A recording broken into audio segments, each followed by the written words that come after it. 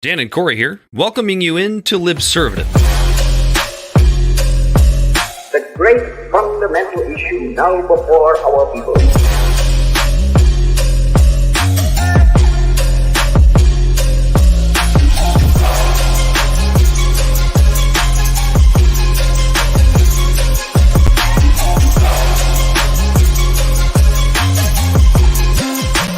We, the people, cannot turn back.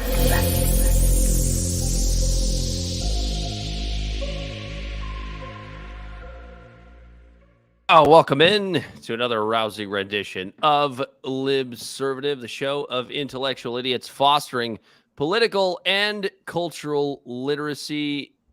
The man next to me on the screen, as always, is Corey Walsh. Hey, and he's Dan Griffin.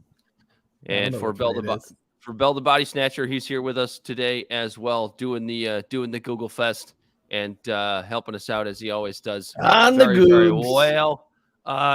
We have a ton to go. Did anything happen this week, Corey? This is going to be a light show, isn't it? Yeah. You know, like there's a couple of things we got in the works that we want to talk about. That a little bit more substance, a little bit more meat.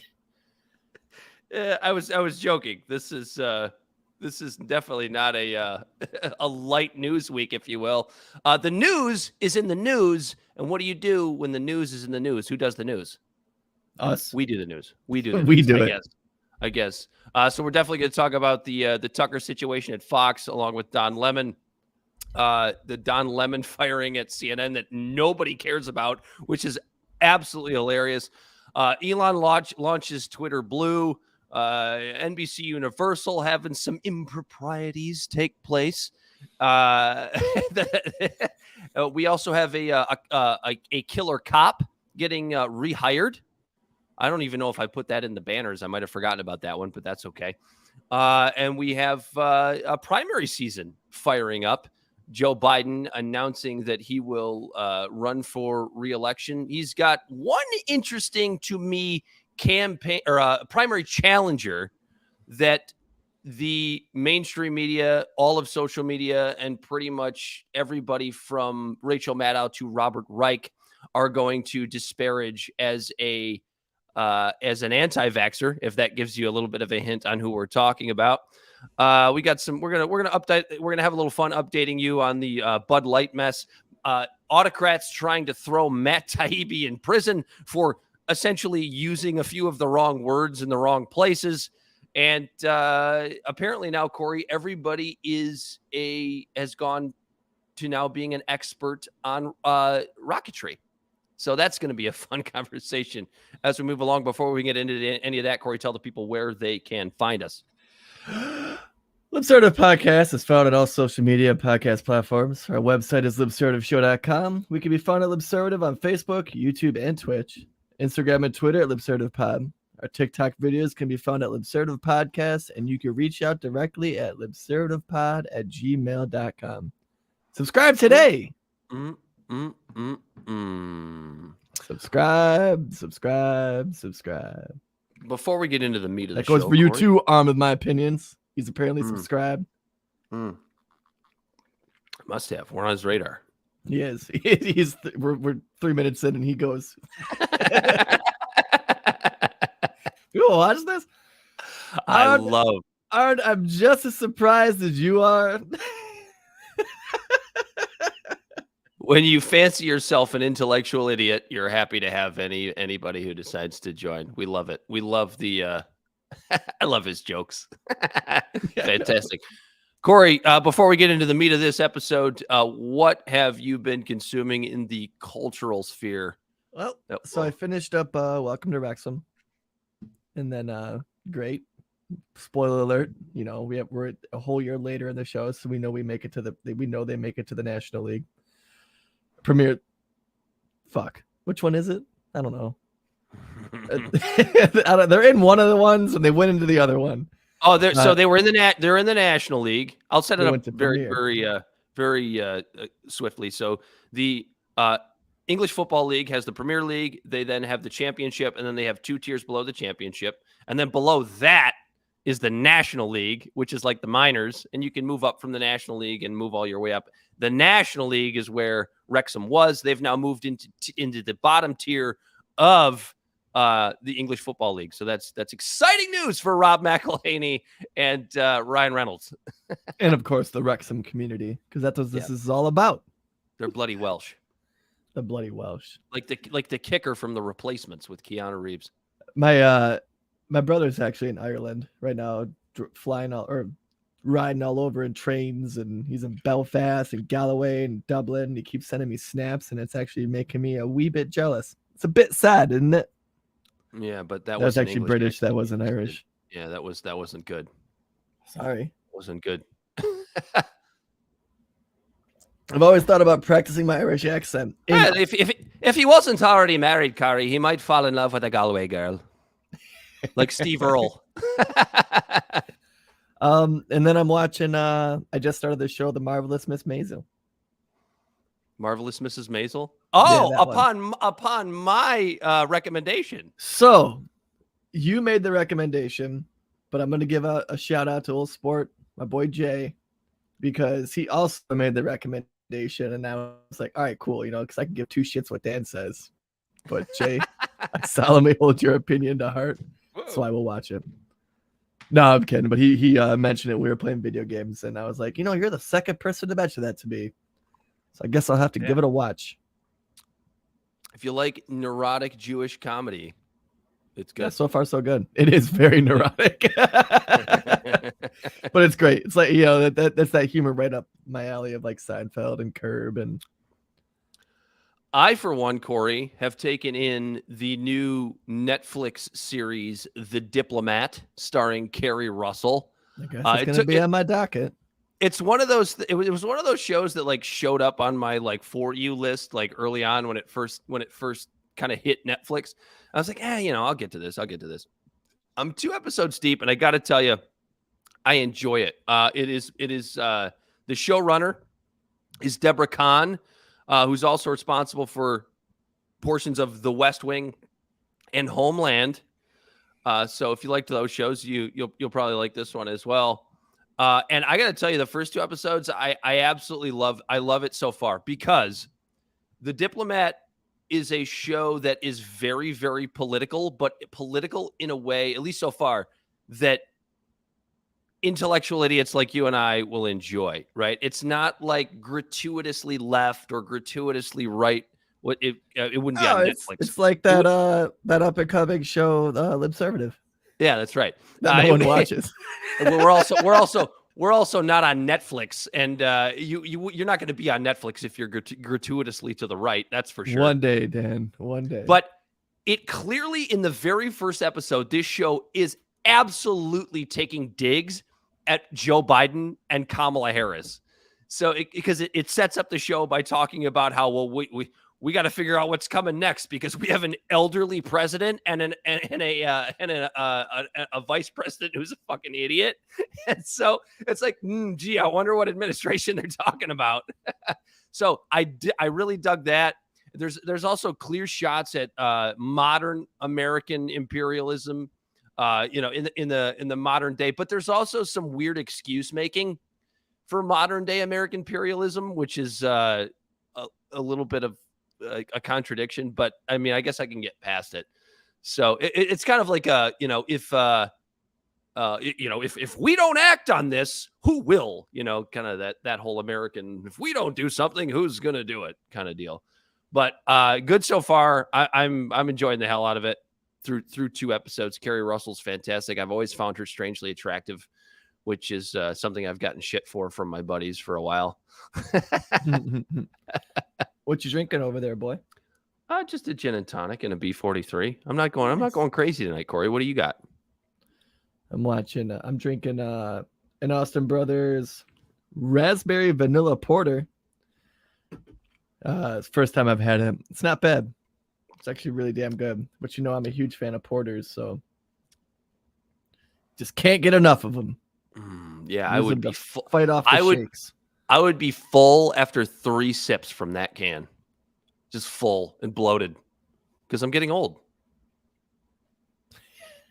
Well, I don't know what to tell you, bud. Sorry. Can't drink beer like I used to. He sounds like you need a light beer. I see what you did there. That's the other thing I should say. I've been consuming in the cultural sphere. I did go to the Ford Field event on Saturday, the Luke Combs concert. What's up, Bright Nice? Yeah, and I switched to Coca-Cola from Pepsi. The Ford Field? Yeah. That's news that nobody needed. Just I so went. you know. I'm going to Ford Field now. Now that they've switched over to Coca-Cola, I have to tell you, I was watching from a cultural perspective because it's my fiance that really loves Luke Combs. I think he's okay. It was a good show. I had a good time. I enjoyed myself. But I was watching for every time you go to a stadium show that's like a country concert, you have to look at the redneck element involved. So when you're talking about 52,000 people in one place, most of them wearing cowboy boots and cheap cowboy hats, it is a great people watching experience, and it was for me. I was actually looking around the stadium as the show was going on from early to late for the amount of Bud Light cans that I actually saw in the crowd. Was there a lot? There was more than I expected, given the circumstances, but way less than I would have expected had the Bud Light thing not gone down. You know what I mean? You figure everybody would drink Bud Light if the whole Dylan Mulvaney thing never happened. You'd probably see mostly Bud Lights throughout the stadium. But I only saw a handful, and I did see at least two gentlemen make the comment to the beer vendors who, you got the beer vendors around the stadium that are holding up the beer cans going, beer here. Right. So he had a Bud Light and he had a Coors Light in one hand and one in the other. And I saw at least three guys in the matter of 4 minutes as I'm waiting for my fiance to come out of the bathroom. We don't drink Bud Light anymore. That's it. It was them putting that transsexual woman on the can, not the Anheuser-Busch guy beating the shit out of a fifth grader. You know that the headliner on this tour, one of the headliners, Riley Green, has a song where he actually mentions Bud Light in his song. The song has the words Bud Light in it. And he had to make it a point during the song to change from Bud Light to Busch Light. And there's a couple reasons why that's stupid. The first is it's the same company. Bruce Anheuser-Busch is Bruce Bud Light. So that makes you a fucking idiot. But then also, and then everybody cheered. Everybody cheered because they know the lyrics, right? You go to see these guys, you know all their hits, right? And so like here comes the point. Here comes the part of the song where he mentions Bud Light, and then he says Cold Busch Light, and everybody goes yeah, because he didn't say Bud Light, but it's the same fucking company. Waiting for them. Like, oh my god, is he gonna say it? Like, what do you think, man? I don't know. I have no idea, but I was listening to the crowd and I went, you guys are all fucking morons. Do you not realize it's the same fucking company that Bruce Busch Light, that Bruce Bud Light? You should have done that. You should have yelled out, actually, Busch is also owned by Anheuser. But he also did because the second and third time he said the chorus, he sang the chorus, he still sang Bud Light. So I don't really know what the whole point of that was. He's like, I just know the words to my own song. Very interesting cultural experience. But I'm glad my fiance had a good time watching her favorite artist. So it was that matters. A good Saturday. He's good. He's honestly Luke Combs is good. He's not because I know how you feel about country music. I don't think he would be your favorite artist, Corey, but I think you would find him respectable if you listen to his more deep tracks. He did a great and he did a great rendition of Fast Car, which he mentioned in the show was his when he was a little kid. That was one of the first songs he fell in love with. So I had a great deal of respect for that, his rendition of that song. So I'm a little bit more of a Luke Combs fan this week than maybe I was last week. But okay, good to hear. Shall we get into it now that we're 14 minutes deep? Let's get at her. Pitter patter. That's what everyone needs in America right now is a puppers. Yeah, that's right. It's so funny because like if you drink Labatt, like aren't Aren't you supporting the communist dictatorship of Canada now if you drink any sort of Canadian beer? That Michael Trudeau, or Justin Trudeau. Can I pour you a nice tall frosty Molson? Anyway, if you've been living under a rock and you haven't heard, Tucker Carlson out at Fox News, Don Lemon out at CNN, and What do now? Yeah, what do we do now, Corey? I'm going to say it properly.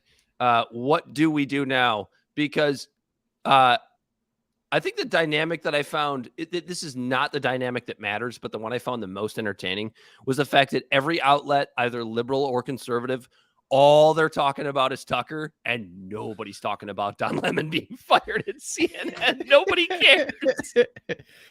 That reminds me that you say that, because I want to read off what Spike Cohen said in his first hot take of both Don Lemon. And why do I always fucking call him Don Lemon? I don't know why I do that. It doesn't even matter, because he's gone. So I can call him whatever the fuck you want. I can say before you mention what Spike Cohen had to say, I would like to make a correction, because Spike Cohen is Jewish. I've been calling him Libertarian Jesus. He's really more of Libertarian Moses. So let's roll. Well, Jesus, is that offensive? Jewish. Is what I just said offensive? Did I just make an anti-Semitic comment and not realize it? No, Jesus was Jewish. Whatever, Libertarian Moses. So I don't think he'd be offended by that.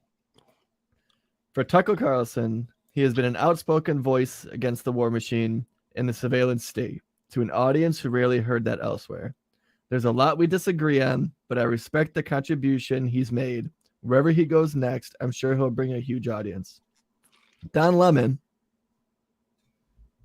And that's the end. That's the end of the post. That's the end of the post.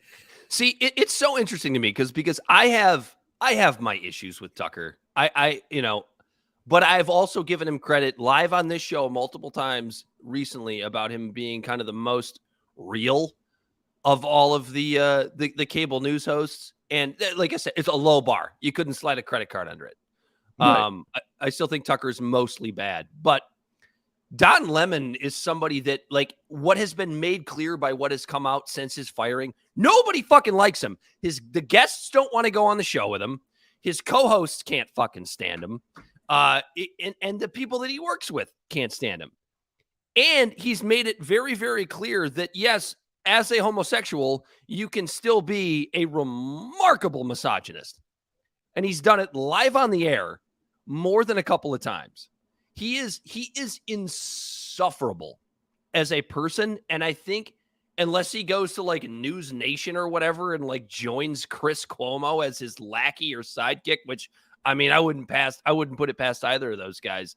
He's gone. And that's why nobody's talking about it, because you can't even make the argument that CNN firing Don Lemon is somehow racist or homophobic, which is something that you might have seen if Don Lemon were in some way likable. Right. But nobody likes him. His viewers don't even like him. So that's why that to me is why Don Lemon is hardly being mentioned. Like he was second-rate news even when he was fired from CNN. He lost to Tucker one more time, Corey. He lost the primetime slot, got moved up to the morning show, made a gaffe about Nikki Haley, and then they're like, dude, you gotta fucking go. I mean, dude, he made it. There's stories coming out about him making his co-hosts cry because he just dominated the whole segment. Like he had I never watched a minute of that show, but I have seen clips. And it's just he's just the worst. He's absolutely the worst. So now that we've got Don Lemon out of the way, unless you have something else you want to say about Don Lemon, Corey, let's talk about Tucker a little bit. Don Lemon.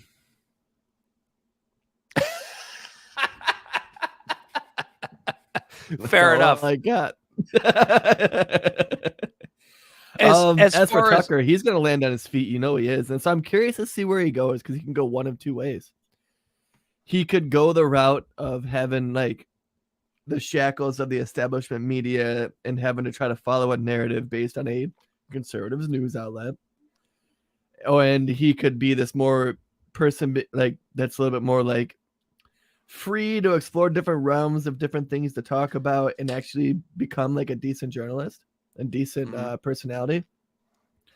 Or he could get wrapped into the fold of like the Dan Bongiornos and the Bongiorno? Yeah, Bongiorno. Bongino. Okay. Who also, by the way, just recently left Fox News. Yep.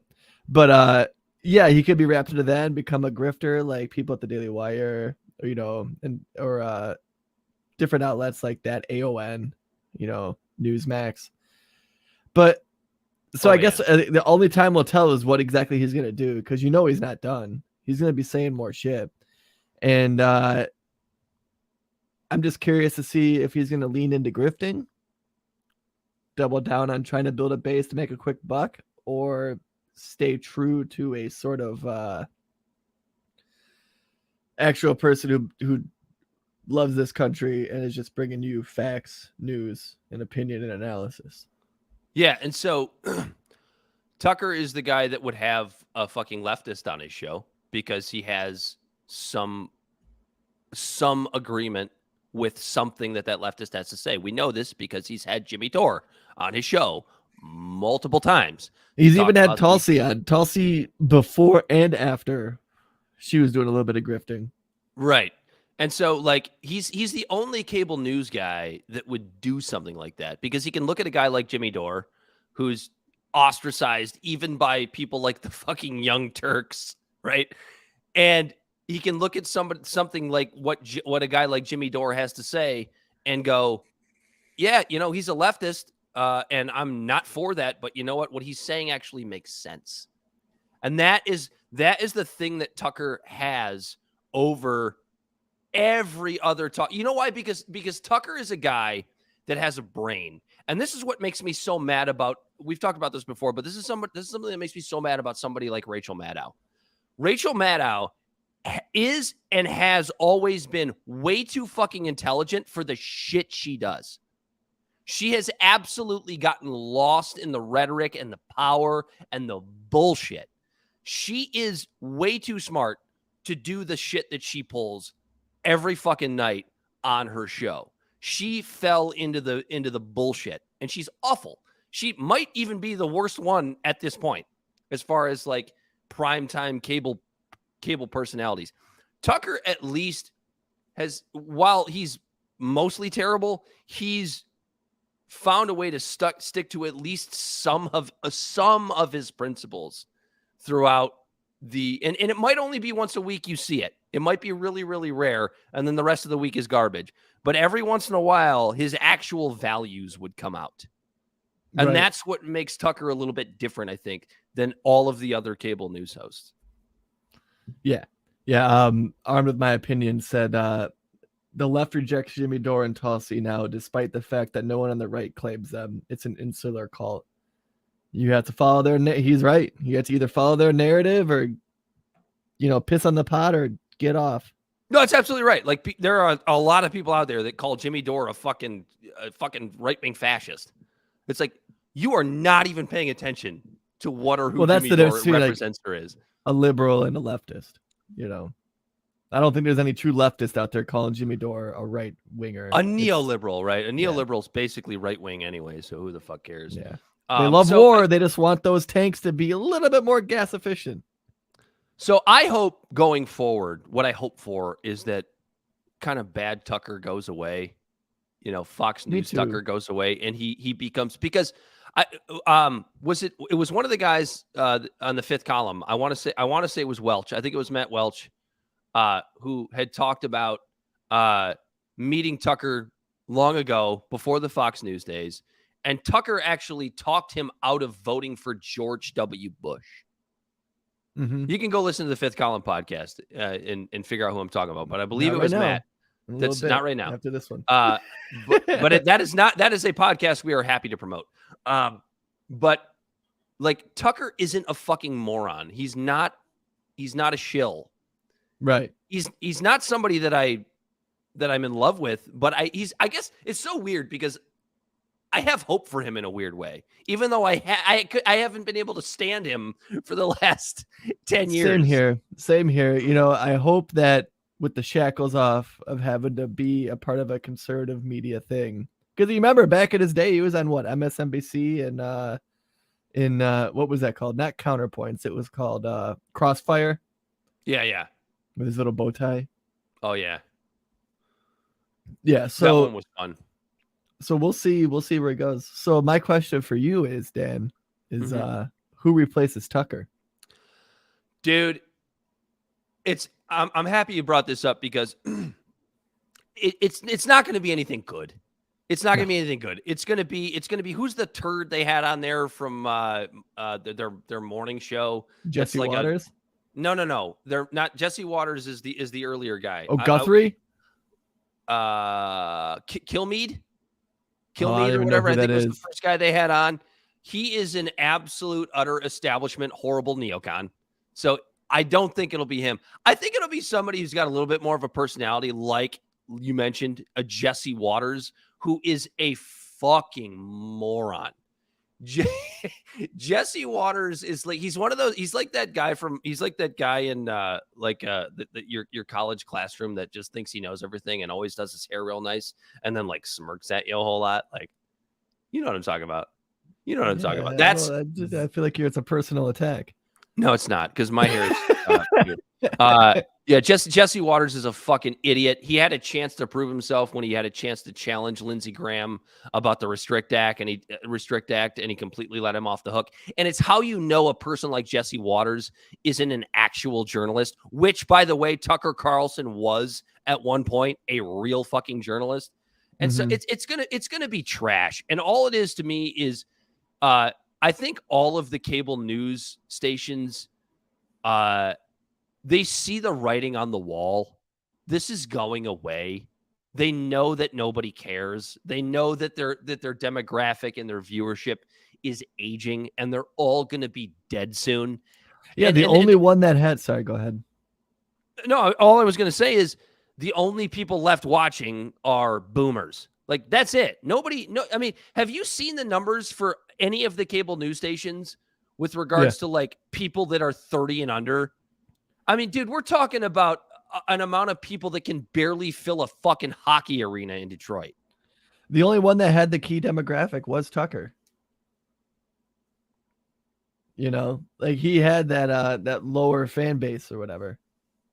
Like, it wasn't the majority of his viewership, but like he was actually hitting those numbers for the key demographic. And can we talk for just a minute about like the real reason Tucker was let go? Because I don't think we really touched on that. So there's lots of reports coming out about Tucker's newsroom being like an old boys club, and I look at that and I look at these reports and I go, wow. Color me shocked that Tucker Carlson's newsroom was like a men's locker room. I think we lost Bell. Where'd Bell go? I don't know. He'll be back. You offended his homie, I guess. I don't know. I guess. Tucker Carlson's newsroom is like a locker room in an old boys. Do you listen to the things the man says on the air?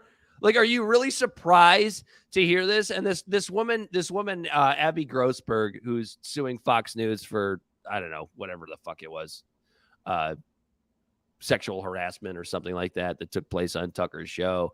And she's going on MSNBC, giving some like weirdly progressive talking points about how Tucker, you should be really careful when you interview Andrew Tate because it's two white men talking about misogynistic stuff. And then gives the network a hard time when they laugh at her over just that comment. It's like, why are you surprised by this? I mean, it doesn't make it right. And like, if she really was treated poorly, like she deserves her winnings from any trial that takes place. But like, you telling me that Tucker Carlson's newsroom is misogynistic is in no way surprised. Are you surprised by that? Does that surprise you in any way? No. So I don't think that's what it is. I wouldn't be surprised to hear anything sort of like any sort of misogyny shit coming out of Fox. Like, The chicks they have, it's It always happened just to Bill like O'Reilly. a Blonde right? Smoke show. Every girl they have on there is just a pretty face that can read a teleprompter. Ooh, they got Laura Ingraham, dude. But they put her at like 11 o'clock at night. When everyone's drunk. When everybody's hammered and might think she's a little more attractive. Yeah, when everyone's drunk before the ugly lights are on. Yeah, that's true. Yeah, but yeah, we saw what happened to Megyn Kelly. I don't know. It's probably going to be Jesse Peters or Jesse Waters. I mean, Jesse Waters. I look at this whole scenario, and to me, this is what it looks like. I did listen to a little bit of Krystal and Saagar today, and allegedly Krystal has a little bit of in the know inside the business because she did used to work at MSNBC, and I'm paraphrasing this because I don't have it in front of me. This isn't exactly what Krystal said, but it was something to the effect of Rupert Murdoch made the call on his own because Tucker was getting too big for his britches. And so I heard that too. Yeah. Let me tell you why that makes sense. He did the same thing to Megyn Kelly. He did the same thing to Glenn Beck. Right? All these girls and guys, they got a little too big for their britches. Nobody's bigger than Fox News. And he was looking for an excuse and a reason to let him go. And the Dominion lawsuit, and now this sexual harassment lawsuit is a spot where, okay, now I have an excuse to send Tucker packing. That's what I think's going on. Sounds about right.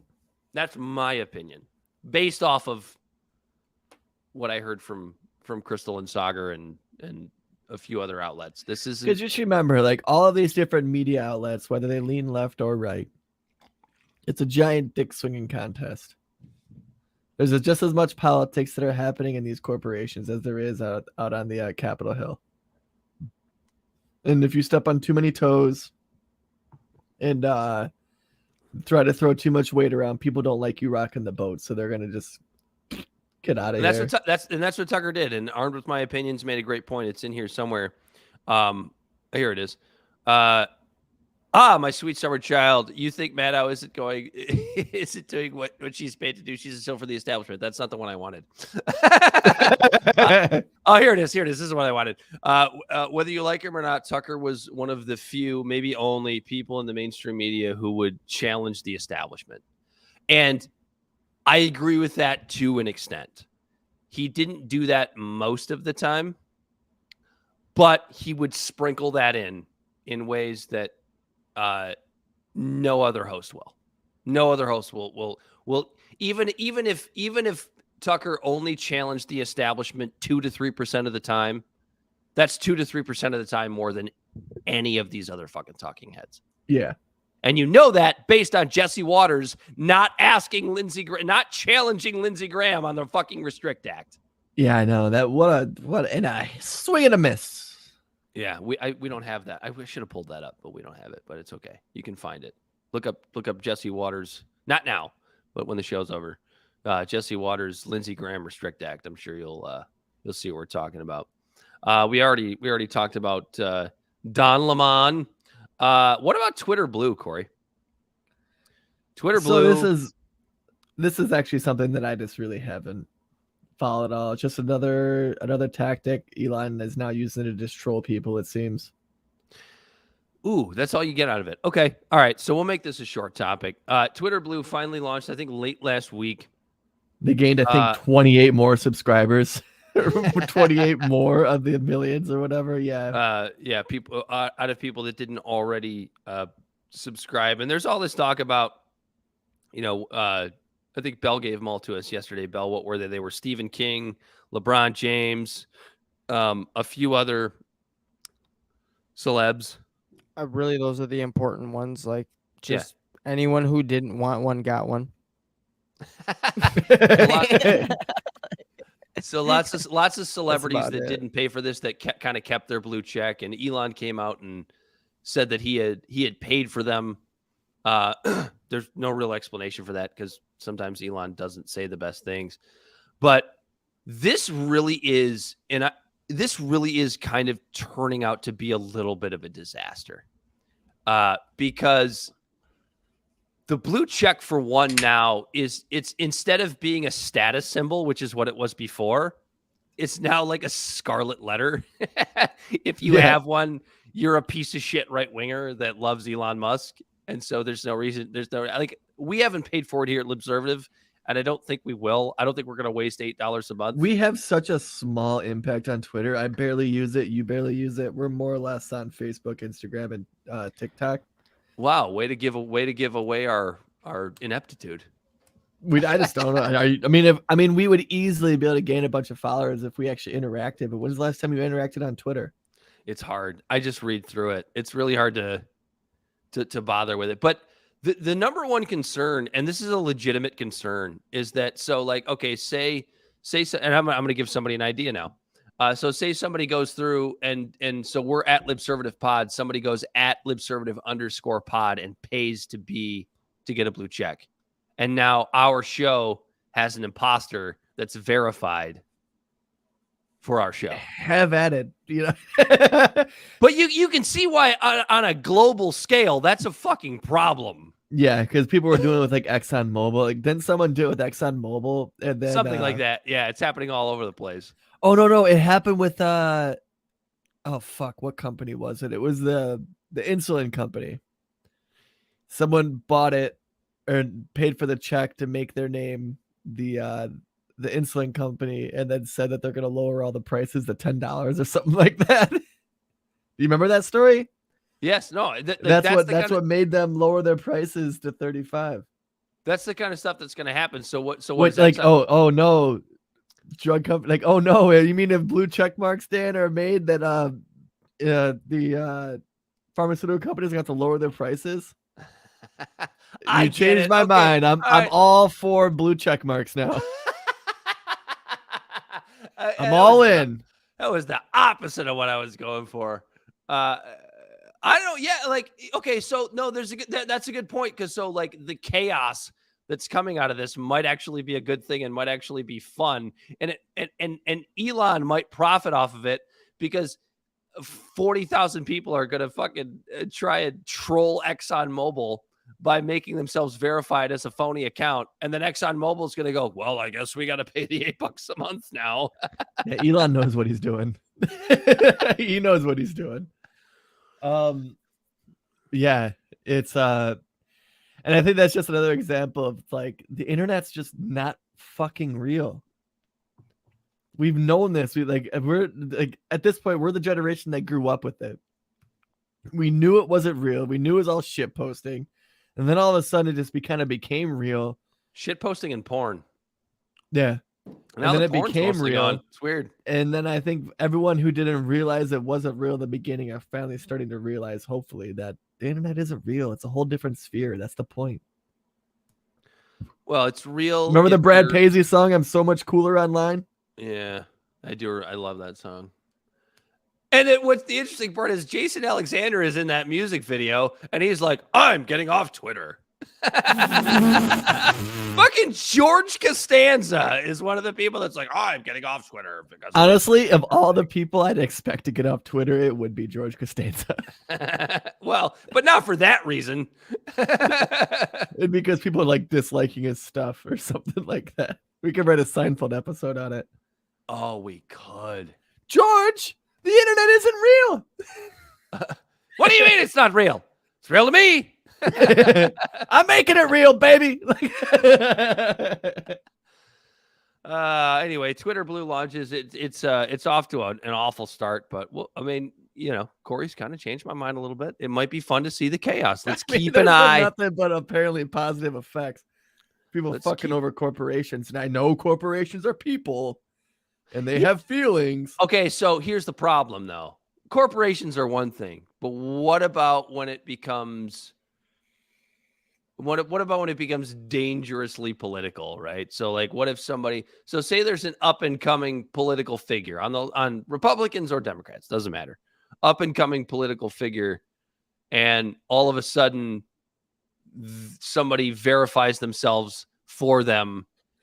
And oh no, are you saying that a fake Biden account may come up and drop Not a bunch Biden. of racial? He's no, already... listen. I got a good bit here. Okay, go for it. some fake Biden account comes out and makes a bunch of racial slurs, and everyone believes it's the real Biden because they're like, oh, well, you know, he might say that. Well, that one kind of makes sense.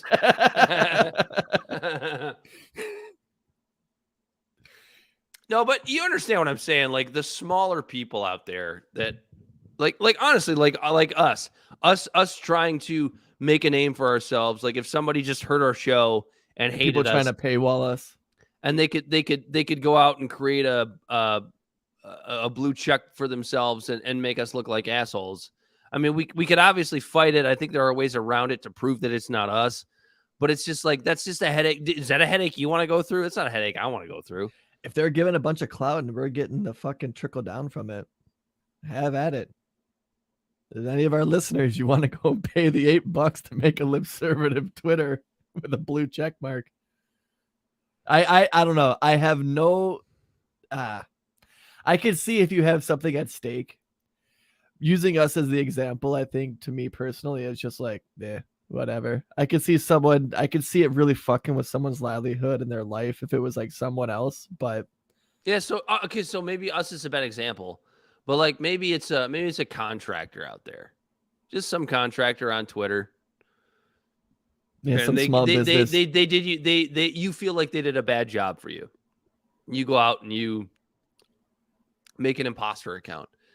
Obviously, this is all super anecdotal. How often will this happen? I don't know, but it's a possibility.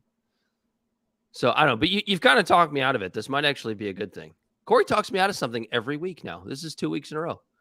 Corey's changed my mind. It's weird. It's just something that's just bleh.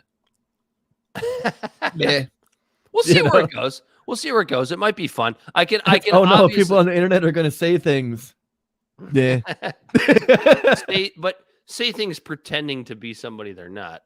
I'm more upset seeing the whole proverbial town square kind of losing its luster. But I mean, TikTok has taken its place, so I'm not like tossing and turning in bed at night going, "Oh my god, this platform I barely use." I would like to let the people know that Bell just let us know in the private chat that he's going to take a leak right now. He's going to go. Actually, he said, I'm going to go pee real quick. If we wait just a second, we'll be talking right when Bell's dick is out. Wait, now. What? Bell's penis is exposed to the world right now. Off screen. For some reason, now we don't have him in the show, but for some fucking weird reason, he brought his camera with him. And he's in the bathroom right now. Let's just throw a screen up there. There he is. Look at Bell.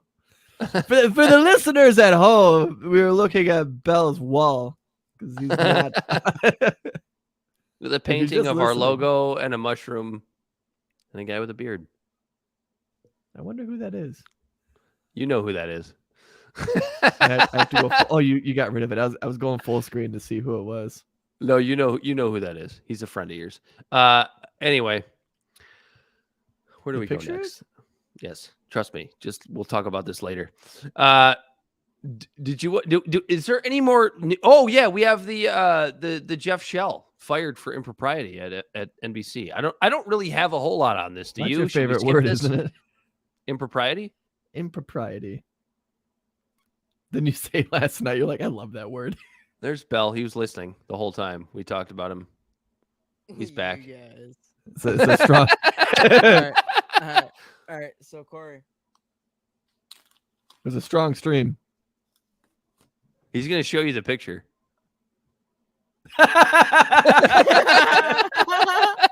Mr. Schwartz. It is a drawn picture. I thought he was about to tear it.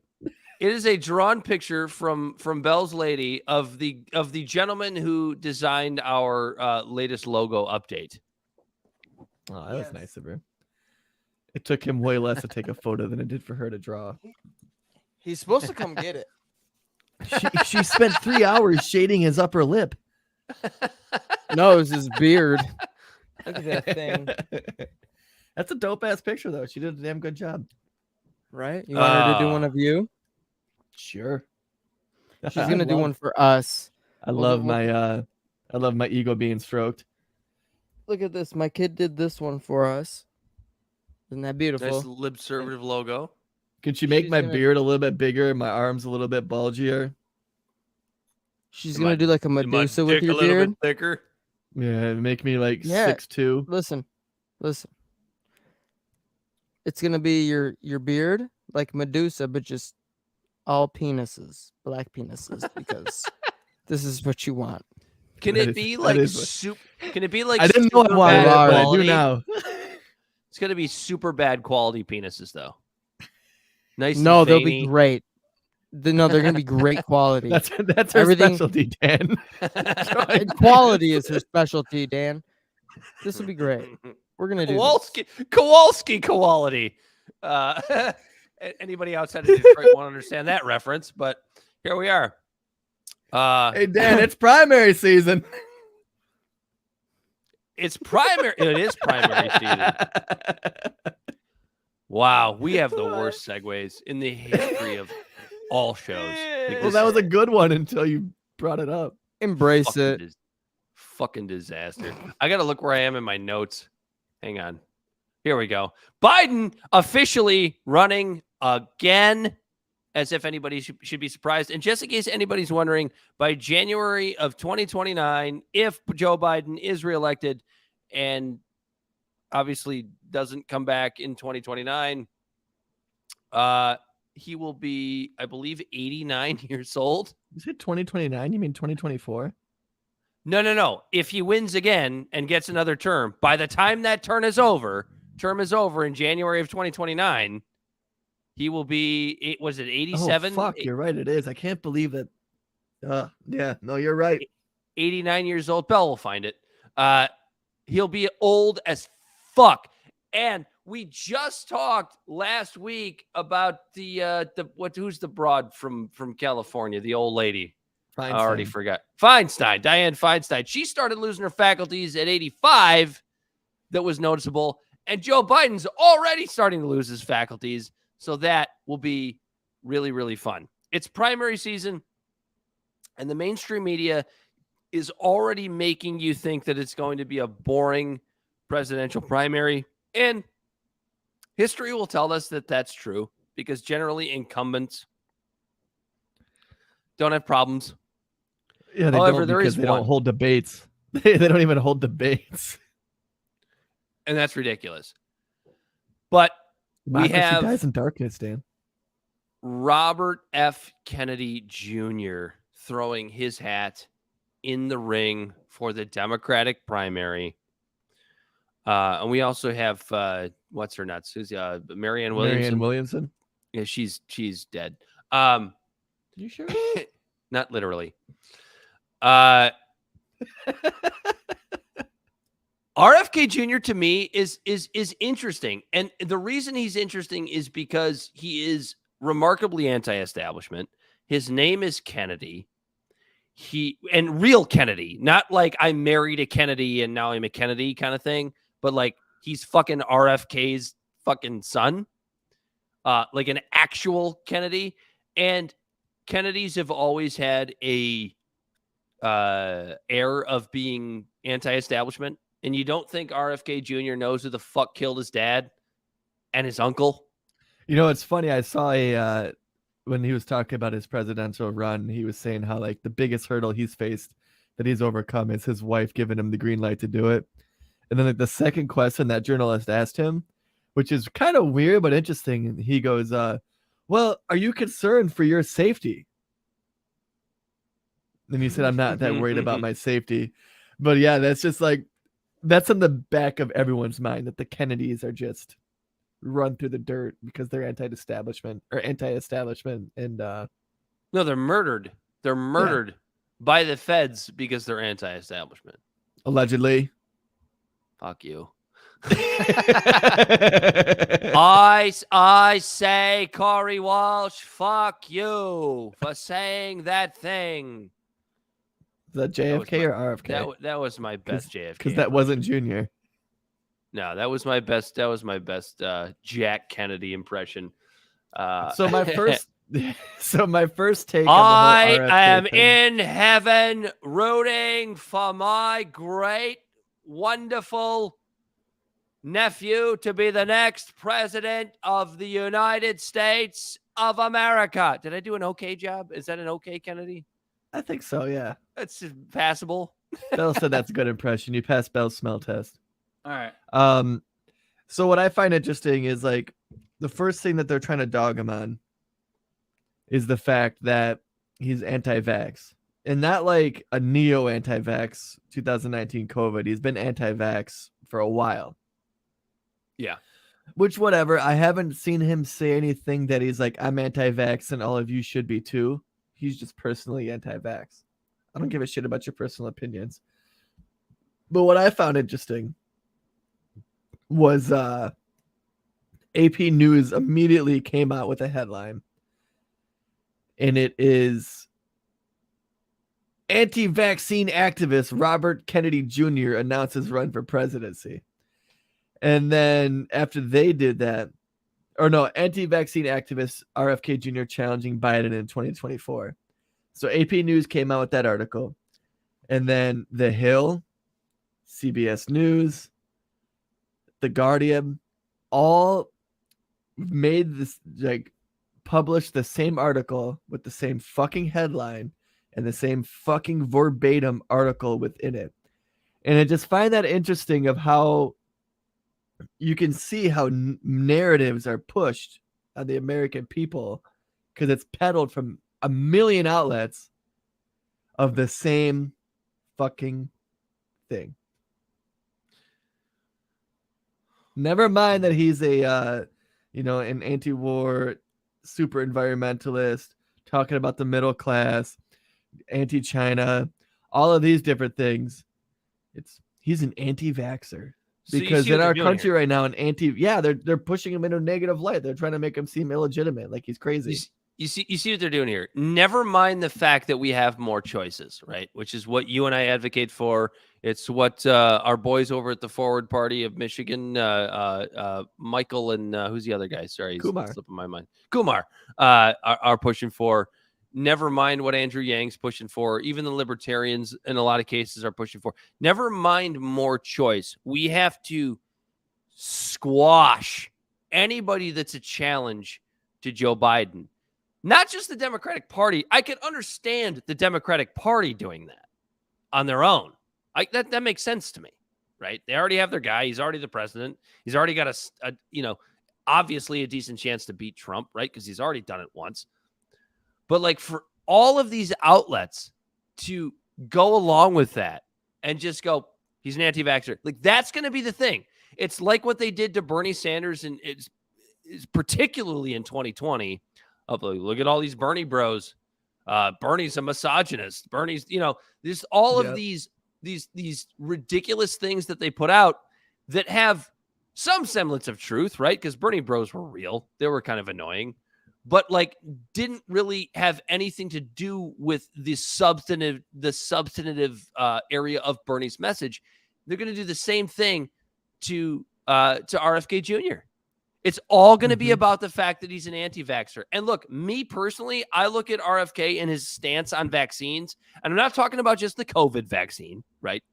But like all vaccines, and I think he's a little loopy. I do. However, if that's the only thing that I look at RFK and say, I don't agree with you on that, is that going to make me not vote for him? No, it's not. I'm going to tell you right here today on April 26th of 2023. If I have a primary vote coming up this year, or 2024, early 2024, and my choices in the Democratic primary are Joe Biden or RFK Jr., I'm 100,000 1,000,000% voting RFK Jr. Absolutely. Absolutely. Now it gets tricky if it's Marianne Williamson, RFK, Joe Biden. So in our state, like we have I know every state is different, but you have to vote based on a party for your primary. You get an open ballot that has both parties on it. You don't have to ask for a Democratic ballot or a Republican ballot. but you can only vote in the primaries for one or the other, which I think is fucking stupid. I should be able to vote in the primary for both parties of who I'd like to see. 100%. Open primaries, dude. That's another thing we're advocating for. Open primaries. Why can't I go out? Hold that thought, Corey. Why can't you and I go out and vote for the primaries of both fucking parties? Why can't we do that? Why can't we do that? That makes no sense in any way you look at it. Anyway, go ahead. Yeah, and so in the primaries, when we have to vote for one part or the other, I'm kind of stuck because I'm going to vote in the primaries. I always do. I'm one of those weirdos that wakes up on that day and gets excited to go fly off to the polls after work and stuff like that. And do I try to get fucking Biden out of there and vote for Marianne Williamson and RFK on the Democratic ticket just to have someone else other than Biden? Or do I go on the Republican ticket and make sure we get Trump over DeSantis? Because I don't like either of them, but I would 100,000% prefer a Trump presidency over a over a DeSantis presidency.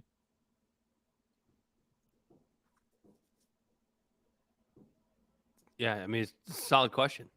Right? That's a good question. I don't know. Like, do I shit in one hand or piss in the other? I mean, the piss is going to dry and get off my hands faster, but... Like, why can't I go as a moderate and vote for both RFK Jr. and, I don't know, Ron DeSantis or whoever you go for on the Republican side of the ticket? It doesn't make any sense. I hate it. I hate our primary system more than I hate our general election system. It's even worse. First past the post bullshit. That's what we got to get rid of. And that kind of put us off on a little bit of a tangent here, but I actually have a little bit of hope for what RFK Jr. can do for Joe Biden, or I should say against Joe Biden, because I think this is going to be the first election cycle, because let's face it, cable news gained like a little bit of a weird uptick in draw just because of Trump. But with Trump gone, for at least for this primary cycle, right? Or at least for this Democratic primary cycle, you're not going to have that draw to cable news that you weirdly had when Trump was running in 2016 and then also president for 4 years. So what you're going to have is you're going to have the establishments. You're going to have CNN. You're going to have MSNBC. You're going to have the New York Times. You're going to have the Washington Post. All shitting on RFK Jr. for a little bit. And then what are they going to do, Corey? I'm going to let you guess. What are they going to do after they've shit on him for just a little bit? What do you think comes next before the primaries? For Biden or for RFK. For RFK Jr. Oh, after they shit on him in the primaries, and then after he gets nixed from the primaries, they're going to shift it to Trump. No. Before the primaries. Okay. Before the primaries, they're going to spend a little bit of time shitting on him. And then after they're done with that little month of shitting on him, what are they going to do? They're just completely ignore him. They're going to fucking ignore him. They're not going to bring him on their show. They're going to pretend like he doesn't exist. But I have faith that that's not going to work this time, because I don't think so, because he has so many other outlets he can continue. Yeah, you got new media. Now, does that mean I think that somehow RFK is going to primary Biden and Biden's going to lose the nomination? No, I don't think that's going to happen. No, they insulated their primaries to the point where it's like, well, Biden did good in South Carolina last time, so let's start there. Biden will get the nomination. Fuck Idaho. Biden will get the Democratic nomination. Idaho. But here's what I'm hoping for. I think what will provide a little bit of reprieve and, like, honestly make me feel a little bit better is if RFK can go out and get 10, 15, 20% of the primary vote. I think 20% is maybe 15% might even be asking for too much, but like a solid number of that primary vote, I'm going to look at that and call that a victory. Mm-hmm. Like that's something that I'm looking for, because then I look at that and I go, okay, dude, the legacy media is fucking screwed. They're done. Like, they're not done yet, but they are dying. They're a on their slow, last painful death. leg. Yeah, the media landscape now, it's so decentralized. And that has its own positive and negative connotations to it because it's so much easier to fall into a little ideological bubble. Like that far supersedes what the mainstream media had, because it's a lot easier with mainstream media to click back and forth on a button to see the two opposite views, which are manufactured, obviously, of establishment left, establishment right, to where now it's way easier to fall into a bubble and just have the algorithms feed you your left or right, opinions, because that's what you're interested in. They want to keep you on their platform. But if you're actually out there trying to find, in good faith, like find the different opinions, you're going to be able to find interview after interview after interview of all these people that would have been stifled on mainstream media. Does that make sense? That absolutely makes sense. It's gonna be interesting. And like, look, I'm gonna be rooting for somebody like RFK. I don't think he's gonna win, even though I disagree with him on the vaccine stuff. If that's the only thing I disagree with him on, that's the thing. Like, if you are the kind of person that thinks there is some sort of perfect candidate, right? I think about the MAGA people that think that Trump is the end all be all of Jesus-like figures. You're an idiot. I think if you think Biden is somehow a perfect candidate, there's like probably 8 people left in America who actually feel that way, but they're out there. Like, you're an idiot. You're going to have disagreements even with the candidate that you most like. And if my only disagreement with RFK Jr. is the vaccine issue, I will absolutely give him my vote. Yeah, because you know what? He, like I said before, he's not explicitly stating that he's going to just immediately use the government to push for or against on it. Because, like, me personally, I don't give a flying fuck if you're pro-vaccine and you think everyone no, actually, that's the drawing line that I'm about to get to. But I don't give a fuck if you're 100% pro-vaccine or 100% anti-vaccine, as long as you don't try to create legislation to force either or on me. 100%. You know what I mean? To where it's like, you could have someone who's like, oh, he could be like, oh, you're a fucking idiot if you get a vaccine or if you don't get a vaccine, but I'm also here to help the working class. My first question would be like, you think I'm an idiot if I don't get a vaccine, but you're not going to force it on me, right? And he's like, no, it's not about that. I just think you're a fucking idiot, but here I am trying to help the middle class. I'm like, all right, that's fine. You could think I'm a fucking idiot, but I'm going to be a fucking idiot that you're advocating for. You know what I mean? Or vice versa. Yeah. Like, if someone's 100% anti-vaccine, as long as he's like, nope, government isn't going to allow any more vaccines ever, then it's like, well, fuck you. I don't want you as my president. But if you're like, well, I personally don't like vaccines, then it's the idea like, that, okay, that's fine. It's the idea that being stupid doesn't necessarily make you a bad person, or being ignorant on a subject or a topic doesn't necessarily make you a bad person. And I'm sure RFK has his reasons for being so against vaccines. I'm sure he's got legitimate reasons. Go ahead. He always gets so upset when we're like kind of saying the same thing every single goddamn time. Disagree on the vaccine stuff. Oh, you mean the stuff that ended up being true? Yeah, a lot of it was true. Branch Covidians, like, you begged the government to shut down. We didn't do that. The government has shut down online speech. We are definitely against that. We were about to talk about Matt Taibbi and wanted a total economic shutdown. No, none of us wanted that. Now we're all broke and censored. Thanks, pal. I think he's talking to you, Dan. He might be talking to me. I have huge issues with the COVID vaccine, but that's not what we're talking about. We're talking about vaccines in general. The ones that actually work. He said, read my lips. No new vaxes. Ever? Like, ever? Ever like, again. Even ones that work? Shut down that AIDS fucking vaccine that they're working on. Shut down trying to fix malaria. No new vaxes. I bet you equalizing is probably about to vote for Robert F. Kennedy. Yeah, he might be. Only because of the vaccine. Yeah, and I'm voting. I'm voting for Robert F. Kennedy. He goes, for fuck not the that environment, fuck the middle class. This guy doesn't like vaxes. I'm on board. I'm 100% anti-COVID vax. Like, but not all vaccines are created equal. Yeah, I guess you're right. You know, polio worked out okay. Mm-hmm. None of us were in an iron lung. My dad was. My dad was born in 46. He was in an iron lung. Your mom was in an iron lung. That's probably a good joke if the context was correct.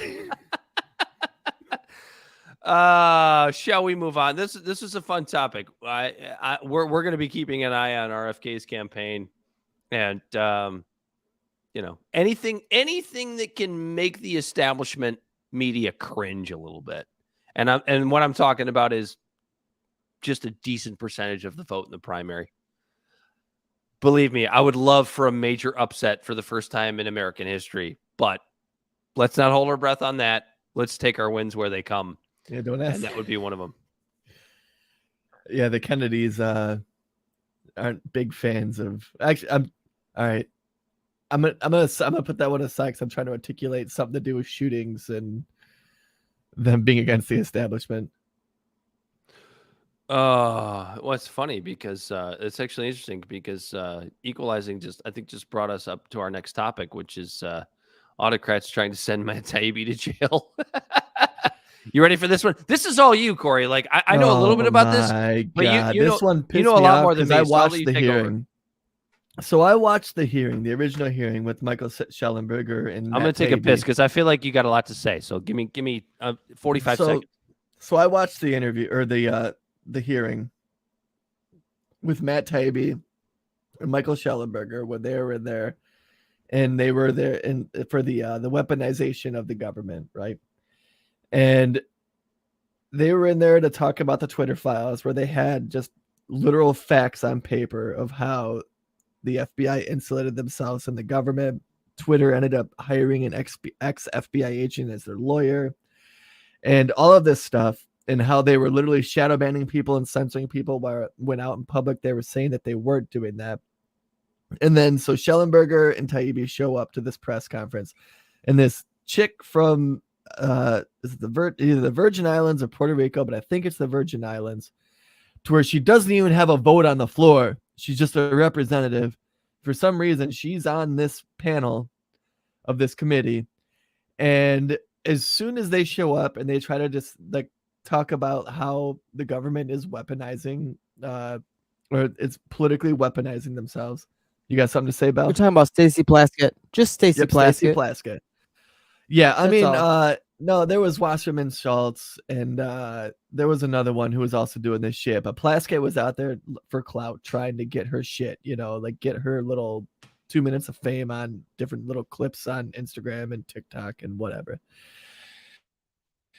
She was on there calling them so-called journalists, even though Matt Taibbi's won Pulitzer Prizes and all this shit. And they're trying to run them through the ringer.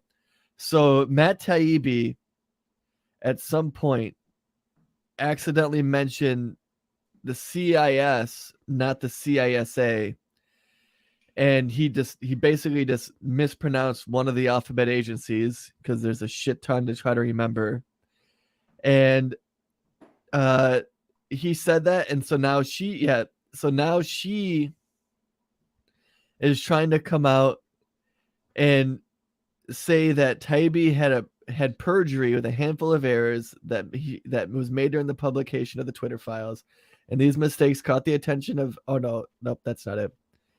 But Plaskett notes that providing false testimony to Congress is punishable by up to 5 years imprisonment. So basically, she's saying that he lied under oath, so he should be put in jail. And I have a line right here from this Reason magazine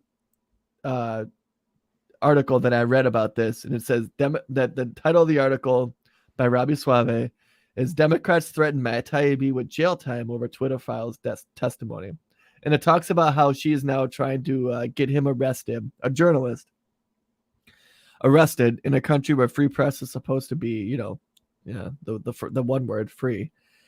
And he the article ends with this right here, and I thought it was just the most profound statement that I think needs to be said again and again and again. There's a profound irony here. Plaskett's likely agenda during the this is my subcontext during the whole hearing was to undermine the work of the subcommittee on the weaponization of the federal government.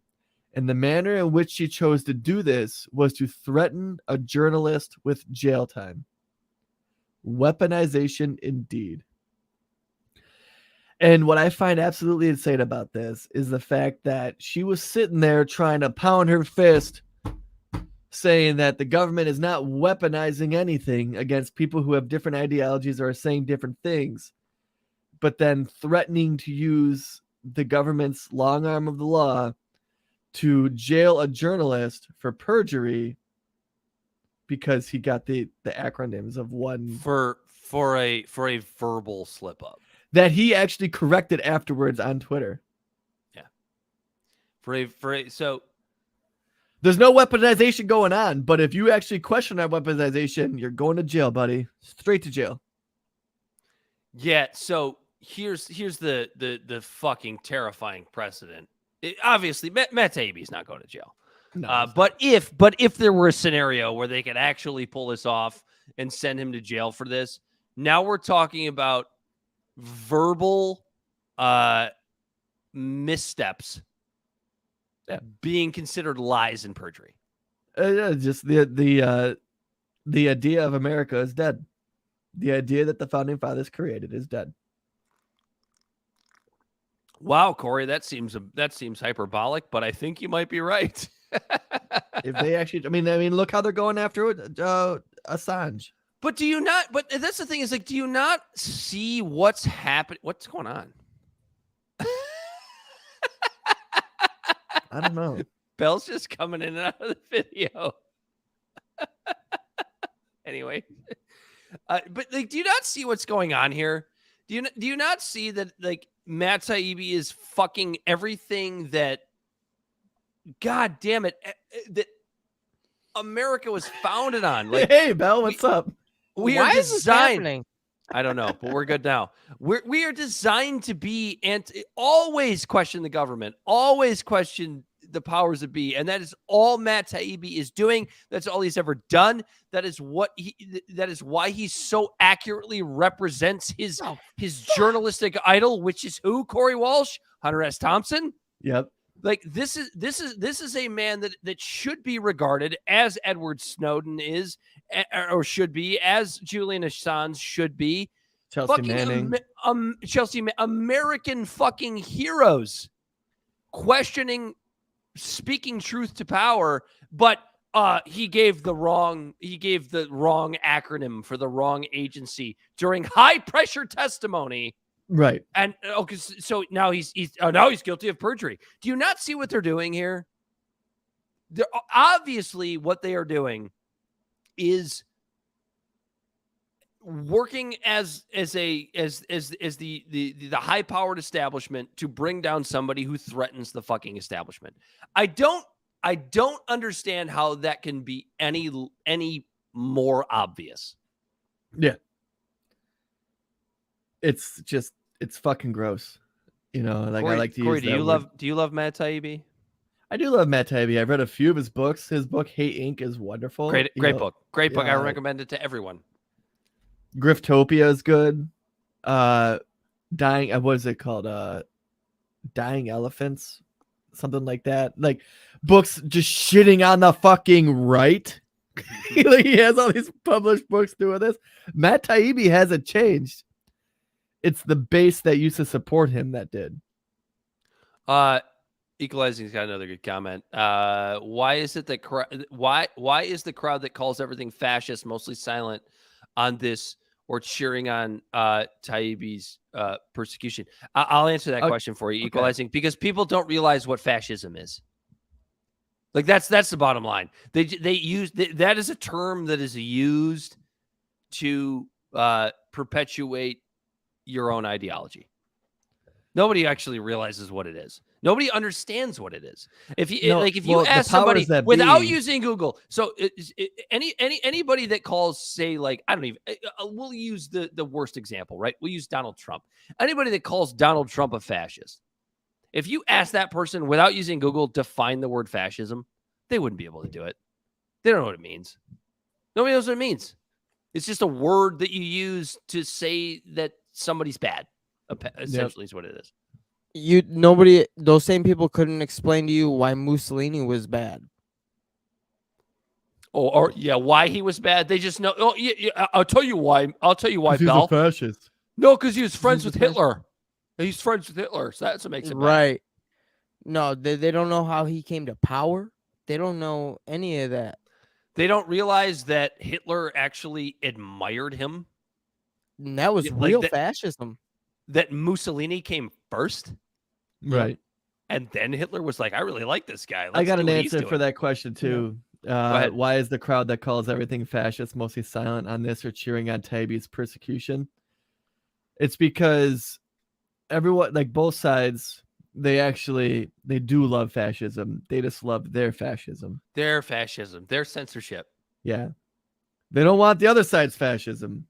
They want their fascism. And this fascism of trying to jail a fucking journalist fits their narrative, how they see it being against the other fascism. Matt Taibbi's not going to jail. Everybody calm down.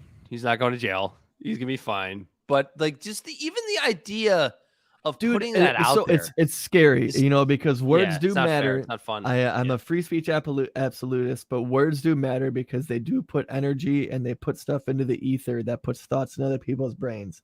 And the idea of deciding to just fucking jail a journalist because they got an acronym wrong, or even fucking Pelosi talking about who was it? It wasn't Trump. It was either Trump or Trudeau or whatever that guy's name is who leaked those documents.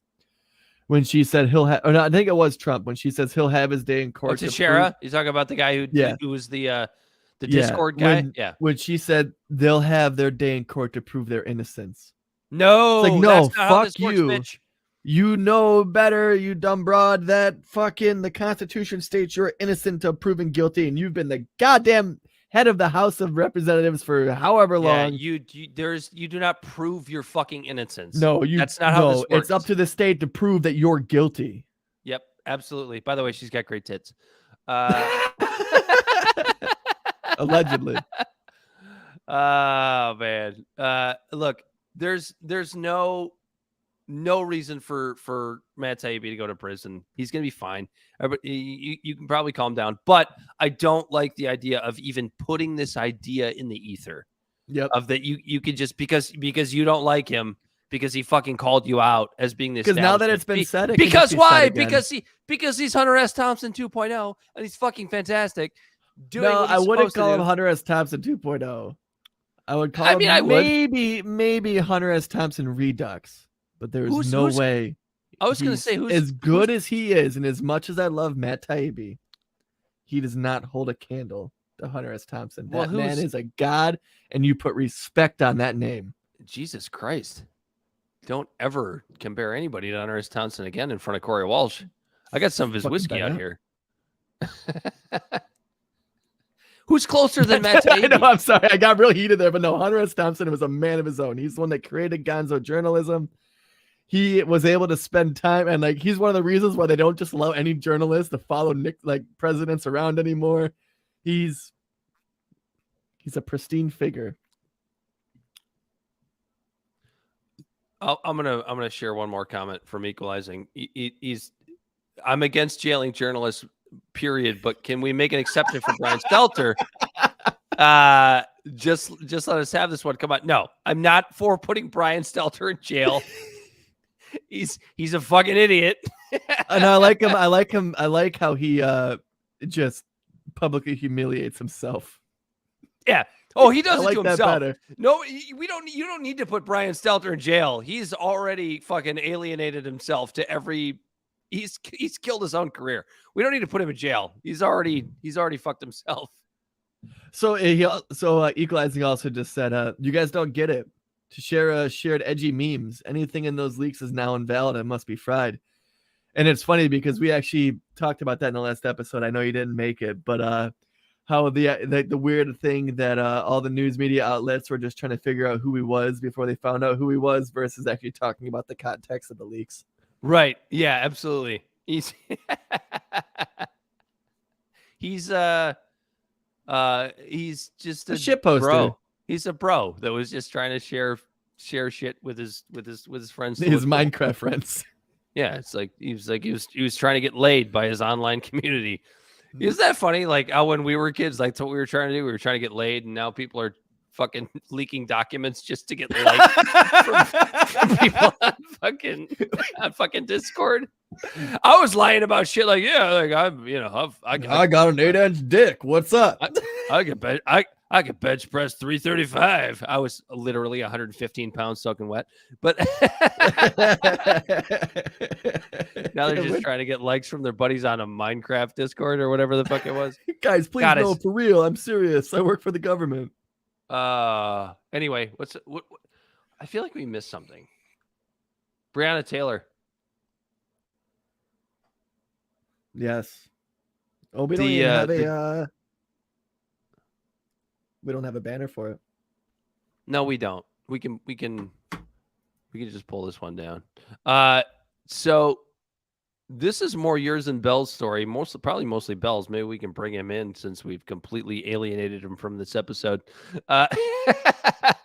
Breonna Taylor's killer has been rehired by a jurisdiction that from what I understand is not far from the original jurisdiction from which he killed Breonna Taylor. So we're talking about, when you have people that are pissed at cops and the way we police in this country, this is a grand example for why they're pissed.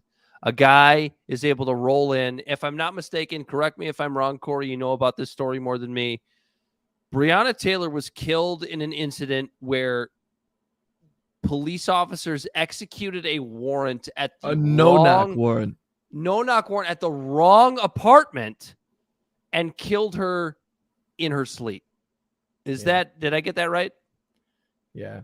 I can't remember if it was the wrong apartment or not, but they were looking for the guy who wasn't there. Wrong person. Okay, maybe not the wrong apartment, but wrong and it was person. And so what's shrouded in this case that everyone seems to forget, which is really pisses me off about it more, is the boyfriend that was in that house. These cops kicked in the door, didn't announce who they were, and they could say they did, but none of them had their fucking body cams on, so we don't know. But they kicked in the door, and as any of us would do as American citizens, exercising our Second Amendment right, when someone kicks in your door, you're going to get some bullets thrown at you. Mm-hmm. And the boyfriend shot one of the cops, and he did not get charged with it because he was defending his domicile. Mm-hmm. But one of these cops' stray bullets didn't even hit the guy shooting at them. It went through a wall and killed Breonna Taylor in her sleep. And now he has a job as a cop at a sheriff's department, just about an hour north of Louisville, which is where that warrant was no-knock warrant was executed. Yeah. What you got, Bell? I know why people are rioting in the fucking streets? It's because of bullshit like this. We're gonna bring Bell in because he cares a lot about this one. He's the one who brought this up in our show meeting last night. So go for it, buddy. All right. So his name is Miles Cosgrove. Okay, he's a former Louisville police officer. He's the one that shot and killed Breonna Taylor in March of 2020. All right. So recently, what is it? The Carroll County Sheriff's Office. They hired him. They're about an hour drive northeast of Louisville, like Corey said. The chief of that police force said that, quote unquote, we think he will help reduce the flow of drugs in our area and reduce property crimes. We felt like he was a good candidate to help us in our county. Bro, there are a lot of people in this country that are willing to be decent police officers.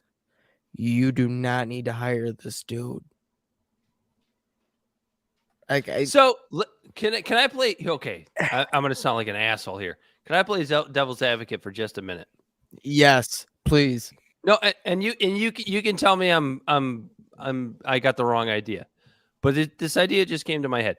So if he's the guy, what was his rank when they invaded Breonna Taylor's apartment? And so it like, I guess what I would say is like, was he just a fucking patsy who was rolling in and heard shots fired and then fired shots and missed? And like, this was a complete accident? Is it really? Because it doesn't, and obviously, does it really matter though?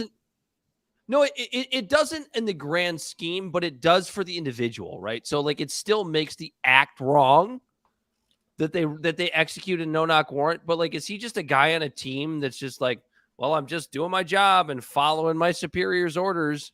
Yeah, so that's exactly what happened. No, Miller Go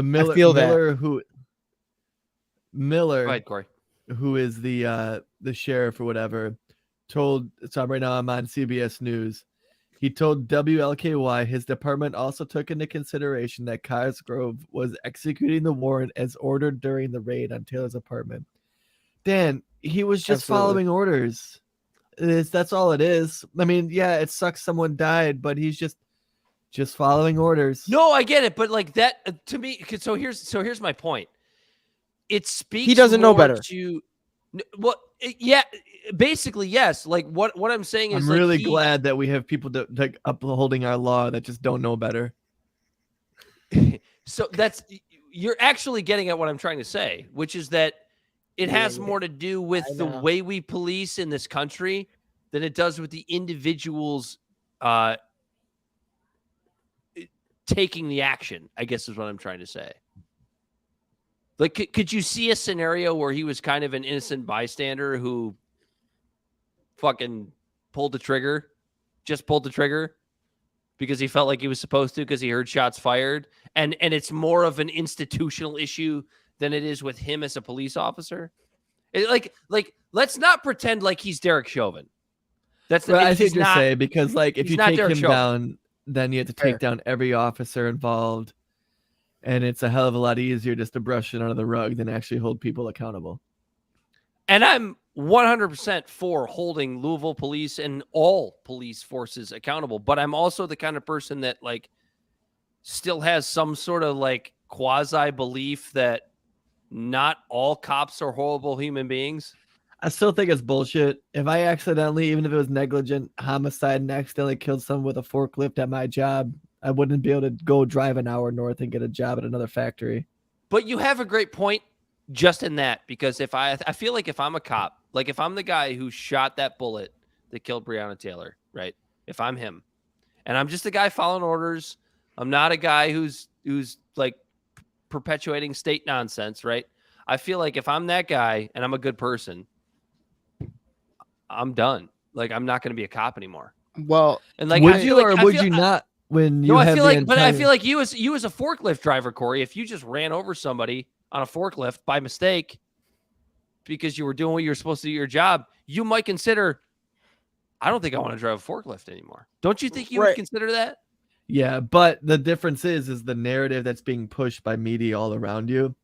This guy did this. The what's it called? Let me find the exact name for it. The Kentucky Law Enforcement Council voted not to revoke his state peace officer certification. He was found not guilty. When you have all of these people telling you you're not guilty, then you're able to use cognitive dissonance in your head to just go, well, maybe it was an accident. He's probably sleeping. He's sleeping just fine because the environment around him is telling him he should be. To where if I'm a fucking arborist and I'm cutting down a tree and I kill one of my coworkers, everyone is going to tell me I'm a fucking idiot and that I should not be on the job site. And I will probably end up in a depressive state for the rest of my life for accidentally killing someone. That's a good point. That's fair. But at the same time, as a police officer, I mean, as a forklift driver, sure, or as like you're driving a semi, you get in an accident, sure. But for whatever reason, police officers feel a duty, To right? kill people. No, sure, I don't know, whatever it is. Dude. I can't say because I'm not a police officer, but you know what I'm saying. They make movies about the shit. So you got these guys that are in these police forces that feel a duty. They did something wrong, but like, sure, I still have a duty to do whatever, so I'm gonna go do it somewhere else. No, it's just this right here is the perfect example of the toxic environment in the community that has devolved around Yeah. policing. And it's just gross. I don't understand why these guys are held to a higher standard. If a fireman fucked up on his job and let a woman die in her sleep in a house, he wouldn't keep his job. If a paramedic fucked up their job, they wouldn't keep their job. Why is it police are held to a higher standard, but under some oath of honor and something of they're a hero, when their job statistically is safer than the very arborist I mentioned? It's just it's fucked up to or the me. fireman you mentioned. Yeah. This very subject fires me up, Corey. Man, just No, you're right. I guess it's just the whole culture around it is what's fucked up. I hope you guys, and I think you Absolutely. do, because we're buddies. But I hope you guys realize why I play devil's advocate. You there have for just to. a second. You have to. no, you I have get to. it. Somebody has to. And I'm It's with just- you. I just feel like I now will always feel like it's just more of an institutional problem that so many that's what I'm guys, getting at right here. so is many it is guys an get sucked into. institutionalized problem. So like I don't look at the guy who killed Breonna Taylor as like a fucking murderer or a criminal. I just don't look at him that way. Sure. Is he a guy that shouldn't have gotten another policing job? I can definitely see the argument for that. Yeah, I because if agree. you're supposed to be a leader in the community and you're supposed to save people, you're supposed to be able to think for yourself. You know, you're not supposed to just do some weird groupthink thing and hide behind qualified immunity, I mean, really, and then use the same fucking verbiage that the Nazis used, and it was like, I was just following orders. Fuck that. well, you can get into a whole different discussion of it. Is why did they get raided? But here's the whole following Over orders bullshit. thing. Yeah. Let me you know? let me just talk about the whole following orders thing. When you hear a guy in the apartment building that you're raiding because you were given orders to do so, what are you going to do? When you hear shots fired, you're on high alert. And No, you you're are right. At shooting- that point, like you are there was shooting- a ramp you are up to that returning- point. You're returning fire. And you're right. And that's the issue with policing in this country, is the fact that it never should have taken place in the goddamn first place. Yeah. There never should have Yeah. been a no-knock warrant. Yeah. Over And that's drugs. the thing too, is like, and you know, and you're absolutely right, because all right, let's throw the fucking book at Cosgrove, right? Let's put him in jail for murdering. What does that do to the system itself? Nothing. Not don't a even damn put him- goddamn thing. No, He's a but you know what? scapegoat. Is as much as I feel about this subject, I don't throw him in jail. I really At don't. the same time, if you throw him in jail, other cops might think twice. It doesn't matter. That does not solve the problem. You could Any throw as many qualified cops as you want in immunity- jail. You could throw Any Derek Chauvin qualified in jail. immunity solves the problem. Right.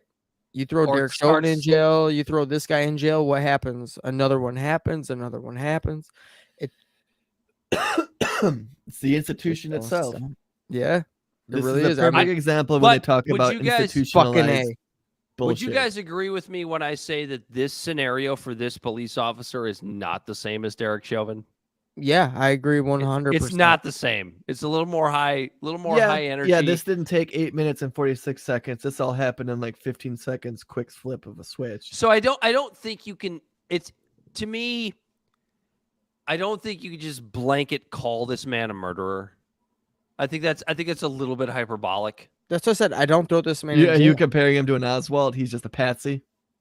He's not a No! Chauvin. He's not a man who throws I throw Chauvin in jail. I don't throw this No, guy I in jail. see him as a guy who took a job as probably a fucking idiot and was trained, and when you hear shots fired, you fire shots back.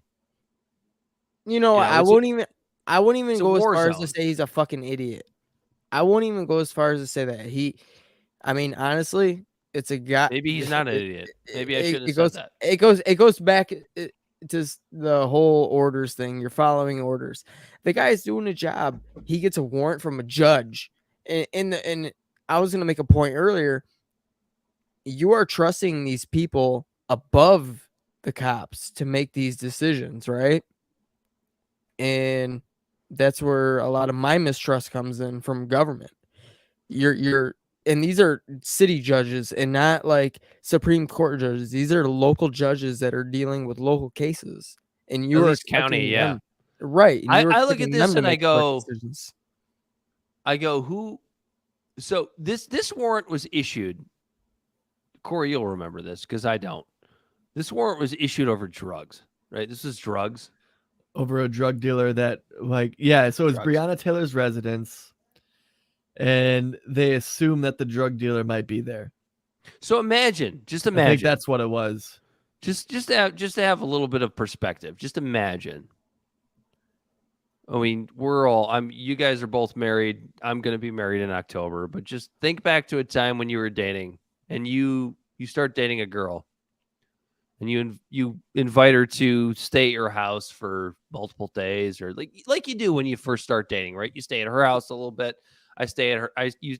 She stays at your house a little bit. You just meet this girl. Turns out she's a fucking drug dealer. You don't fucking know that. You have no fucking clue that she's violating the law because you've been dating her for a couple of months and you don't live together. You invite her over. She stays at your house. And the cops notice that she's been staying at this residence for multiple days. And that's the thing too, is like the guy that must be part of it. The guy they were after. The guy wasn't even there. He was a Second Amendment citizen. How easy it can be. How easy it can be to get caught up in something like this just because you're sexually attracted to somebody else. How about we end the war on drugs? That would be good. Oh, how about it? Alive if we ended the war on drugs. How about it? Anyway, we got anything else to talk about? Just how about this? Just end the war on inanimate objects. Whether it's guns, drugs, terrorism. We didn't talk about Bud Light. We didn't talk about SpaceX, but that's okay. That's okay. No. Let's talk about it. Let's talk about it. Bud Light? Bud Light? No, SpaceX.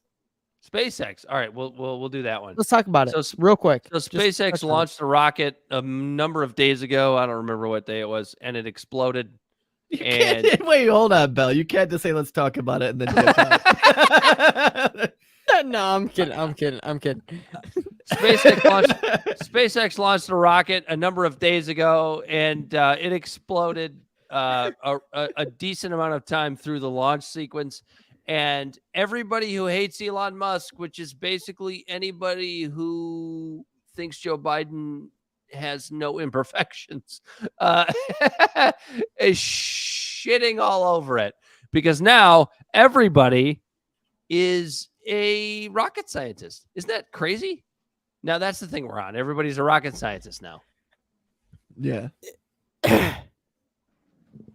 These people. What do you mean these people? These people that you speak of, Dan. These people that you speak of, Dan, these rocket scientists. The best thing about it is they didn't read or see what he said before the launch even happened. So that's a great point from I don't know who said this, so I'm apologizing in advance. But how Elon Musk has now made it okay for rockets to explode. I think it was my girl, Corey. I think it was my girl. I think it was Catherine Manke Ward who said that. The wonderful editor at Reason Magazine. She because she's a Challenger baby, as many Gen Xers are. And it was like every rocket that explodes is terrifying. It's horrible. Yeah, It's a because the Challenger was terrifying. But it's relatively normal, as we're seeing with Elon here. Yeah, this isn't this first rocket that exploded. It was a test. They launch. sent a fucking skyscraper into the sky and didn't do exactly what they wanted.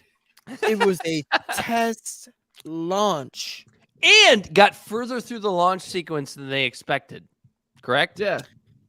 That's why in the Much original further. audio, when you listen to it unedited, they were cheering the whole time. Even when the detachment didn't work like they wanted and it was a planned explosion, they were still fucking cheering as the embers fell on them. You know what I mean? Like they were like, obviously they're like, well, this one actually went really well. But it's a chance to shit on Elon now. I know. They didn't think it was going to get to space. They didn't think it was going to reach space. They were It afraid it almost wouldn't did, right? get Or off did? the platform. No. Listen. So it one of the reached first space. one of the first comments was like, it exploded in the air and not on the platform. Today is a good day. Yeah. No, they thought that at launch that it was going to explode. Not only did it exceed expectations, but it went so far into space. They're like, okay, well, detach the launcher, because what previously they had launched the previous. Okay, so the rocket was two pieces, right? Mm-hmm. And one part was basically a shuttle, one part was the boosters. The thrusters, yeah. So they had launched the first piece. Previous times they had launched it and then they had landed it multiple times. They had never launched it together. This is the first time they launched it together, and the only problem is that they couldn't detach it from the booster. So to launch the biggest rocket to ever be launched into space and exceed expectations, and then they have the only problem be, well, we couldn't detach the boosters. That's an easy fix. I mean, the rocket cost almost $3 billion, but I mean, really, in the long run, this would have took NASA 25 years, like literally decades. So that's the other thing, is the fact that we're used to the government only going into space. We're used to NASA when the stakes were high, when the government can't afford to look bad and have shit go wrong because it hurts the image of the country and things like that. A private company could just keep launching shit into space and see what sticks. As long as people are going to keep paying them to do it, they'll just keep fucking doing it. Everybody's mad about it. Still keep coming in. Right. Everybody's mad about the subsidies of SpaceX, and it's like, well, you got what? Like I said, it's $2.5 billion to launch it into space, period, to build it, and then whatever so let's say it costs $6 billion, right? Over how many years are you paying NASA to do the same thing? Even if you're paying NASA $500 million a year, it's going to take them, like I said, 2 decades probably, right? If not more. So in the long run, you're paying more money in subsidies to NASA to achieve the same thing over a longer period of time than you are with SpaceX. And I'm cool with that. Great. Honestly. Bell's a rocket scientist, just like the rest of Twitter at this point. No, we love it. I'm not even a rocket scientist. You know what I am? I'm interested. And I'm interested to see what's going on out in space before I fucking die, man. Come on now. One thing I give Bell credit for. This guy is a fucking nerd when it comes to space. Him and his son and all of them. Like, I go over there. Oh, dude, you better be careful, Corey. You better be careful. With what? It's because it's going to be a new segment. Bell's Space News. Bell's Space News. I'll be meet the Robinsons, which I will. We'll be over there drinking, and then all of a sudden, Bell is like, "Oh, hold on." Bell will be sitting there drinking, and all of a sudden, Bell will go, "Oh, fuck, that's Saturn." I'm like, "Oh yeah, that's cool." And then I'll go back to drinking, and then all of a sudden, Bell runs in the house, and he's coming out with a fucking telescope, and for the first time I've ever seen fucking rings on Saturn with my naked eye was at Bell's house. That's awesome. Look at him behind him. He's got all the fucking planets and shit. And a mushroom and Andy. Those are his 3 favorite things. Dan. What's funny is Space Andy, mushrooms and Andy. You know what's funny is I wanted some art to put on this wall right here. And It's like you Mariah's put like, up and you're like, this is good. No. It was Mariah. She was like, see how long it takes Corey to find out that's Andy. Oh, this is a whole bit. This is a gimmick. Yeah, it's a whole thing. It's a thing. Dude, what's really funny? It's like before I knew who it was, I think I said, "Who's the fat guy in the background?" Anyway, shall we call it a day, gentlemen? We're an hour and 44 in. Yeah, Yes. We're all rooting for SpaceX. I gotta take a leak. Rooting for SpaceX and RFK. That's right. Libservative Hey, I'm down with Podcast. that. Libservative Podcast is found on all social media and podcast platforms. Our website is libservativeshow.com. You can be found on Libservative or found at Libservative on Facebook, YouTube, and Twitch. Instagram and Twitter at LibservativePod. Our TikTok videos can be found at LibservativePod at Libservative Podcast.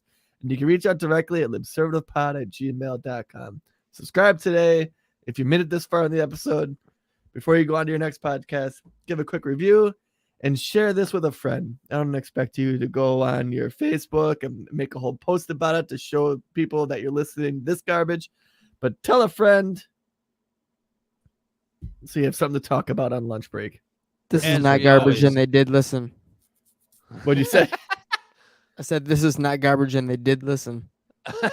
Well, to go to the very back to the beginning. No, go through the whole thing. It's all gold, baby. People watch this? LOL. And yes, As They do, we, actually. as we I love always this say, podcasts do spread best through word of mouth. That is actual fact. Anyway, we're long in the tooth, and this has been Libservative. As always, for Bell the Body Snatcher, he has been Corey Walsh. He's been Dan Griffin. This has been Libservative, and until next time, we are out of here. I love